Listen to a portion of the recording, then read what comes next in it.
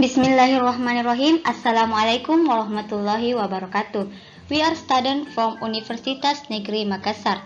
This video was made to complete one of the group assignment in the Graphical User Interface Design course with Mr. Mulyadi SPD MT Lecturer.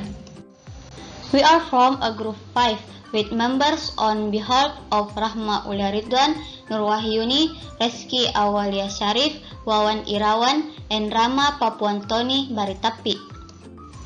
Oke, langsung saja. In this video, we will present about assemble the orders elements atau merakit elemen lainnya. Assemble the orders elements ini merupakan salah satu bagian dari steps in UX design process.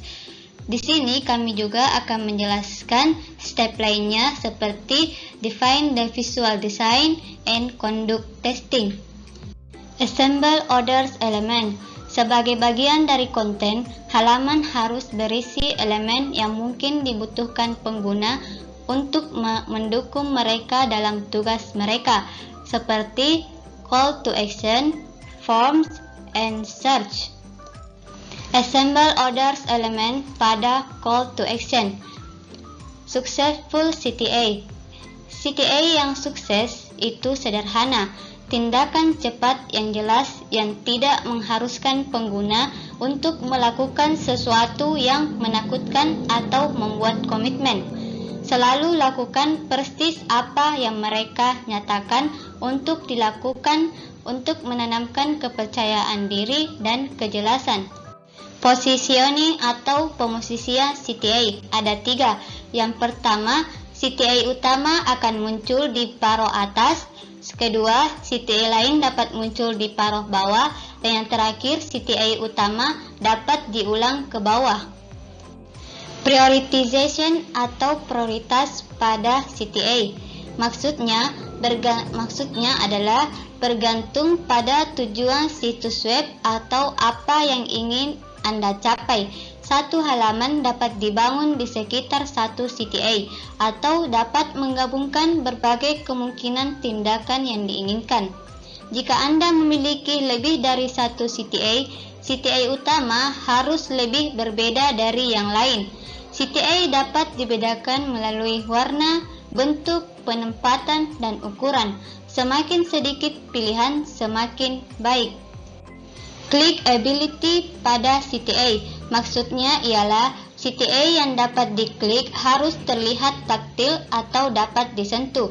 Salah satu pendekatannya adalah membuat tombol terlihat seperti tombol asli, dan yang lainnya menyarankan desain datar atau flat design sebagai ekspresi yang lebih elegan dan modern, seperti pada gambar di layar. Terakhir, quantity atau kuantitas pada CTA. Maksudnya, pastikan untuk tidak membanjiri pengguna dengan CTA. Berpegang teguh pada satu CTA per halaman untuk memperjelas kepada pengguna apa tujuan utama, tindakan, atau hasil halaman tersebut. Nah, itulah tadi assemble orders element yang pertama. Untuk elemen kedua yaitu form, di mana berguna untuk mengumpulkan informasi pengguna dan interaksi yang menarik di situs, dan membentuk yang lebih pendek lebih baik. Kemudian lebih sedikit bidang memberi Anda peluang lebih tinggi bahwa pengguna akan menyelesaikan prosesnya, seperti pada gambar di samping. Selanjutnya, langkah dan bagian pada elemen form. Pertama, yaitu bentuk sederhana dapat dirakit sebagai rangkaian kotak. Kedua, untuk formulir yang lebih panjang, bagi menjadi beberapa bagian yang dapat dikelola oleh ekspektasi pengguna dengan menunjukkan secara jelas apa yang langkah selanjutnya seperti gambar di samping. Selanjutnya adalah relevansi pada elemen form, di mana kesederhanaan adalah pertimbangan utama atau disingkat dan jelas. Kemudian semua bidang yang disertakan harus jelas relevan dengan tujuan formulir, seperti contoh bagian kiri yaitu elemen form yang relevan, dan kemudian contoh gambar bagian kedua itu contoh elemen yang tidak relevan. Selanjutnya ialah assistance atau pendampingan pada elemen form, di mana sertakan bantuan untuk pengguna mengisi formulir, terutama ketika Anda membutuhkan pengguna untuk masuk dengan cara tertentu, seperti pada gambar di samping. Kemudian yaitu validation atau validasi pada elemen form, di mana memberikan umpan balik kepada pengguna tentang informasi yang mereka kirimkan. Validasi dapat terjadi di 2 titik setelah pengguna mengirimkan formulir, selama proses pengisian formulir. Validasi inline langsung menghasilkan pengalaman pengguna yang jauh lebih baik, seperti pada gambar di samping. Sekian penjelasan tentang materi elemen form. Elemen selanjutnya yaitu search atau mencari. Pencarian memiliki 3 fungsi yang berguna di situs web, yakni yang pertama, bantu pengguna menemukan hal-hal tertentu, bantuan navigasi penting untuk situs yang lebih besar, kumpulkan data berharga untuk penelitian kata kunci yang dicari pengguna. Selanjutnya, pengembangan web merupakan fungsi pencarian di situs web Anda. Selanjutnya, dari perspektif praktisi UX, ada beberapa prinsip non-teknis yang penting untuk diingat. Selanjutnya, pemosisian. Pencarian akan menjadi titik awal utama untuk situs web Anda, yaitu situs web Amazon.com, atau itu akan menjadi alat tambahan yang berguna. Alat utama harus diposisikan secara terpusat dan terlihat untuk mendorong pengguna menggunakan ini sebagai alat navigasi utama. Jika pencarian adalah alat tambahan, itu harus di sudut kanan atas, atau mudah diakses di bilah samping. Contoh pemosisian elemen search. Di gambar pertama menunjukkan bahwa pencarian sebagai alat tambahan di CNN diposisikan di sudut kanan atas. Pada gambar kedua, pencarian sebagai sarana navigasi utama yang diposisikan secara terpusat di Amazon.com. Selanjutnya, ketepatan pada elemen search. Hasil yang lebih relevan dan akurat akan menghasilkan pengalaman pengguna yang lebih baik. Google bekerja sangat keras untuk menyempurnakan algoritmenya guna memastikan bahwa pengguna tidak hanya mendapatkan apa yang mereka cari, tetapi juga mendapatkan yang sebenarnya mereka inginkan sejak awal. Popularitas dan keterkinian konten adalah pertimbangan utama lainnya. Untuk hasilnya, ada beberapa hal yang harus diperhatikan. Yang pertama, berapa banyak hasil per halaman. Yang kedua, harus mulai dalam urutan apa. Yang ketiga, bisakah hasil difilter? Dan yang keempat, apa yang terjadi jika tidak ada hasil atau pertandingan terdekat. Baiklah, step selanjutnya, define the visual design atau tentukan desain visual. Dalam menentukan desain visual, kesan pertama datang dari tampilan website, yaitu warna, grafis, keseluruhan elemen desain yang digunakan. Sementara sebagian besar keahlian desain visual akan datang dari desainer grafis. Sangat berharga bagi praktisi UX untuk mengetahui beberapa prinsip utama desain visual. Menentukan desain visual pada warna. Warna memiliki efek psikologis yang luar biasa dari orang-orang. Interpretasi pengguna tentang warna berdasarkan budaya, preferensi, dan isyarat yang dipelajari, dan ini dapat digunakan untuk menginformasikan dan mengarahkan pengalaman pengguna. Saat memilih palet warna, perhatikan masalah keterbacaan dan aksesibilitas. Banyak ruang putih seringkali membuatnya lebih mudah dibaca dan terlihat sederhana. Menentukan desain visual pada imagery atau perumpamaan.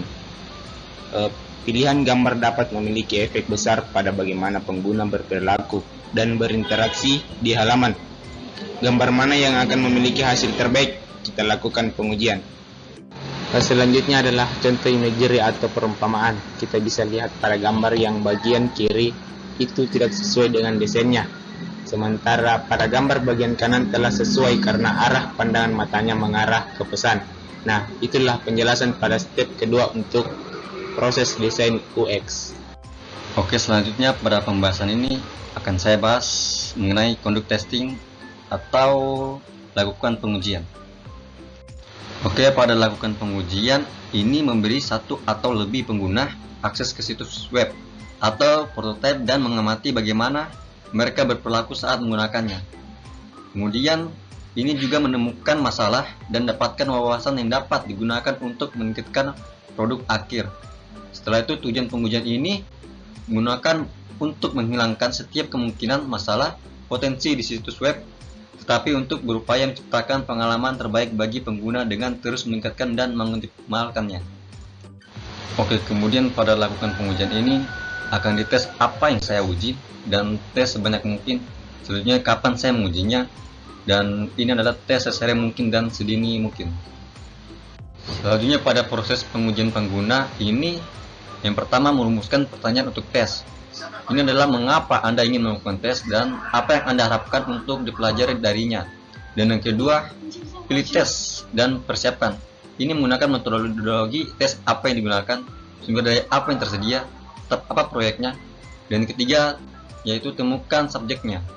Dalam temukan subjeknya ini adalah buat daftar kriteria pengguna atau tarik lebih dari 5, dan kemudian sebarkan berita tentang tes melalui yang sesuai saluran.